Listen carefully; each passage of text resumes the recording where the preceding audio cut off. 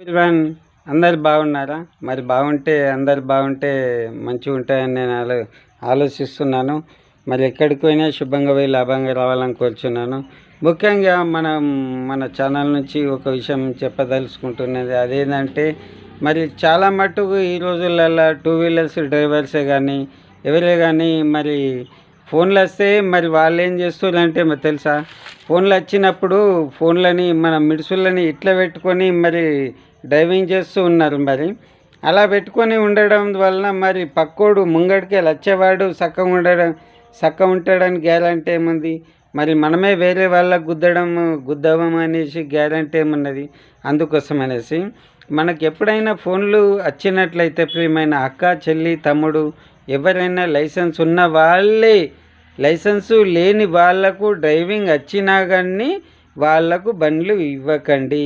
వాళ్ళకు rules regulations తెలియదు కాబట్టి మనం ఇచ్చి ఇరుకులబడి మరి గవర్నమెంట్ రూల్స్ ప్రకారంగా మరి ఏవైతే నిబంధనలు ఉన్నాయో అవి ఖచ్చితంగా పాటించాలి. అవి మాత్రం తప్పకుండా చేయవలసి వస్తుంది.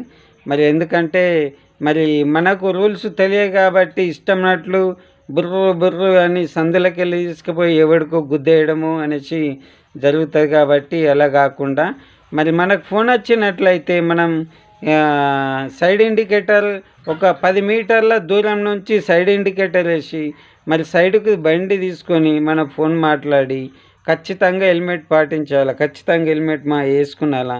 మరి 10 మీటర్ల దూరం నుంచి సైడ్ ఇండికేటర్ వేసుకొని మనం సైడ్కి పోయి ఫోన్ మాట్లాడినట్లయితే మరి బాగుంటుంది. మరి వాళ్ళకు కూడా సరైన మెసేజ్, సరైనటువంటి విధానంగా మాట్లాడతాం కాబట్టి నేను అంటున్నాను.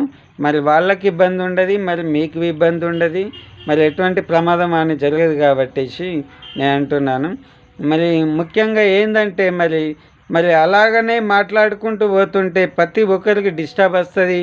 నువ్వెక్కడ గుద్దుతావో తెలియదు. ఎందుకంటే మనం ఇంటికి పెద్ద అయినప్పుడు మన కోసం మన భార్య, పిల్లలు, తల్లి, తండ్రి మన కోసం మా నాన్న వస్తాడు, మా ఆయన వస్తాడు, నా కొడుకు వస్తాడు అనేసి ప్రతి ఒక్కరు మన గృహాల్లో వెయిట్ చేస్తుంటారు. కాబట్టి మనము మన గమ్యస్థానానికి చేరేంత వరకు క్షేమంగా పోయి లాభంగా రావాలని కోరుచున్నాను. ప్రతి ఒక్కళ్ళు ఖచ్చితంగా హెల్మెట్ వాడండి, మరి ఇయర్ ఫోన్ వాడండి.